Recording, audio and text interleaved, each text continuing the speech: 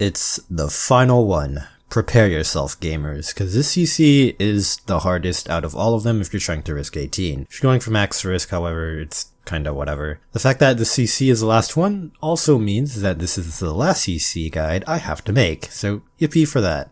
Anyways, let's get to it. No, I haven't made plans for CC yet. I'm busy doing real work, like making children cry in an unnamed block game. You know what, if you want those CC plans so bad, why don't you make them yourself?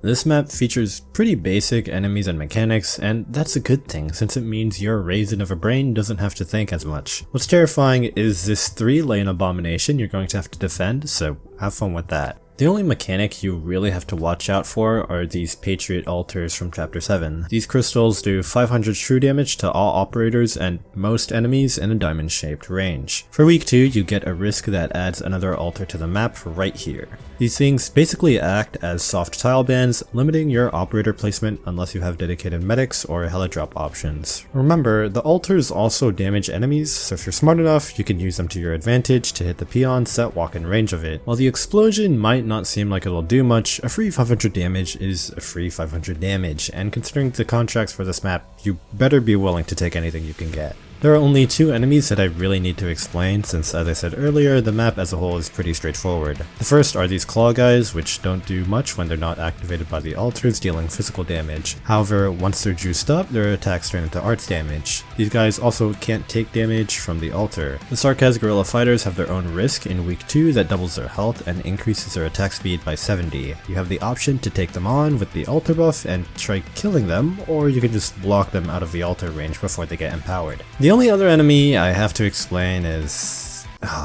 Oh boy. While the boss is an epic reference to CC Beta, I wake up in cold sweats every night trying to explain how he works. This enemy is a custom enemy specifically made for this map, and he only shows up on this map. He looks like a Red Avenger and essentially acts like one, getting massive increased attack when his health is below half. If you choose his specific contracts that make him tougher, he's able to gain damage reduction when below half and iframes at the start of phase 2. The Avenger boss isn't stun or freeze immune in his first phase, but the risk 3 contracts for him give status resistance, so you can't stun lock him into oblivion. Alright, that's all the basic stat stuff out of the way. Now let's dive into the mechanic I dread explaining.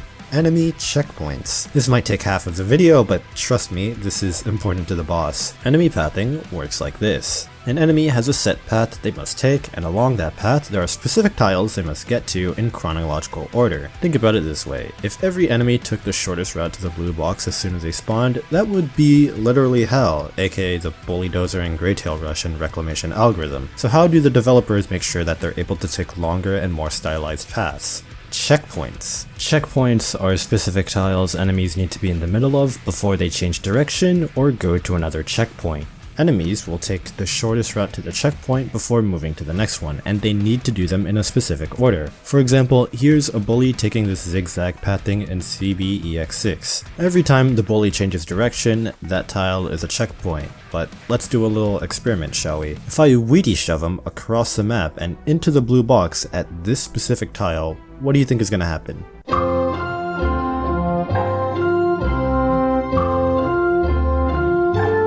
If you answered, he goes straight into the blue box and you lose an HP seal, you're wrong. The bully did not complete all his checkpoints, so he doesn't want to go in the exit yet. Remember, the bully wants to get to the middle of the tile below Lumen, since that is where his next checkpoint is, so after he's shifted, he's gonna try taking the shortest route to that tile, which causes him to run to the right and up.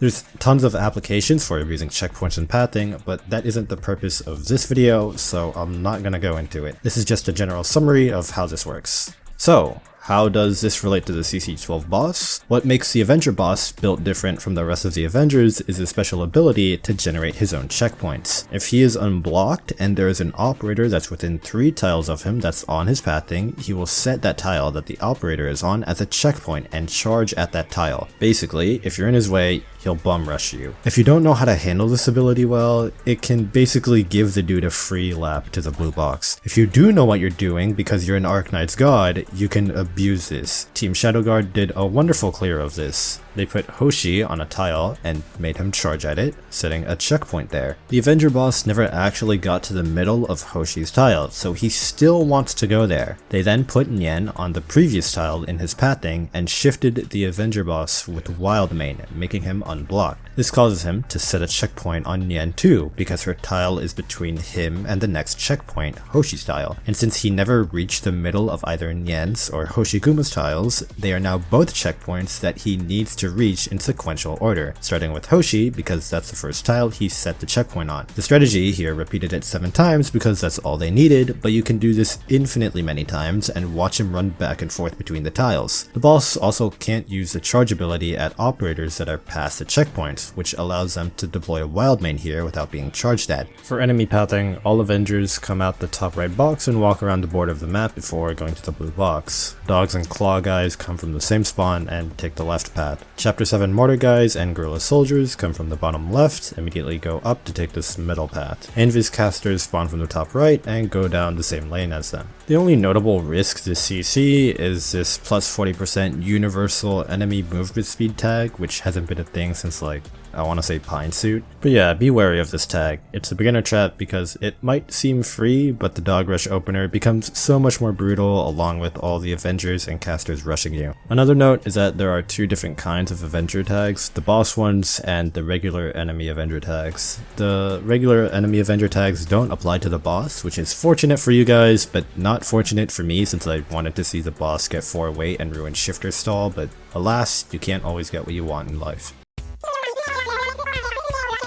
Yeah, I'll look at him right now. Alright, let's... Amiya, this is a picture of a goldfish.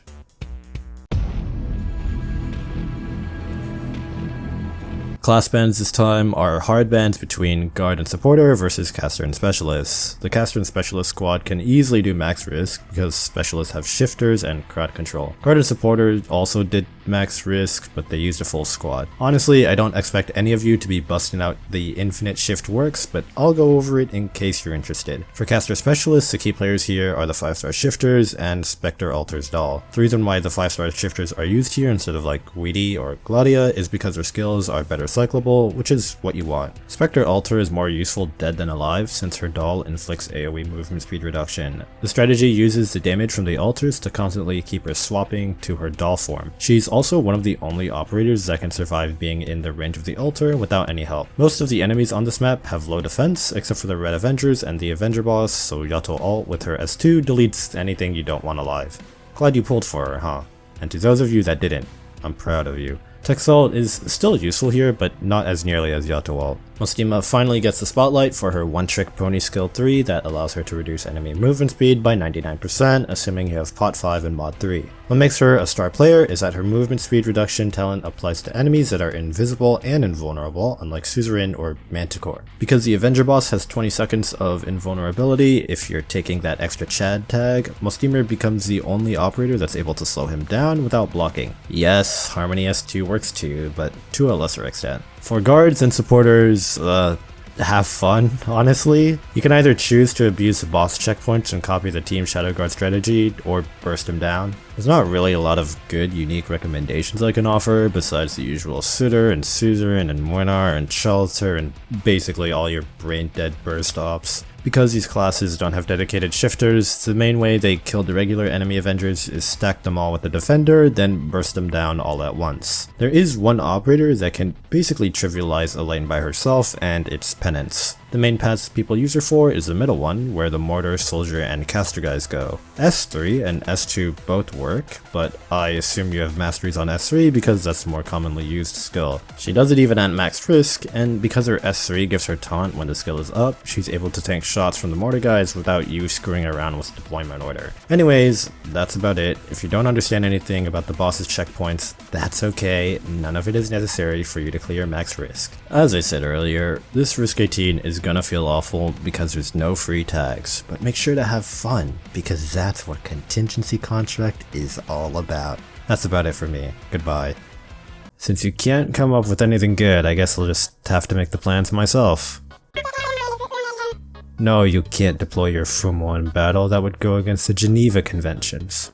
Wait, don't you always have one by you? Where'd it go?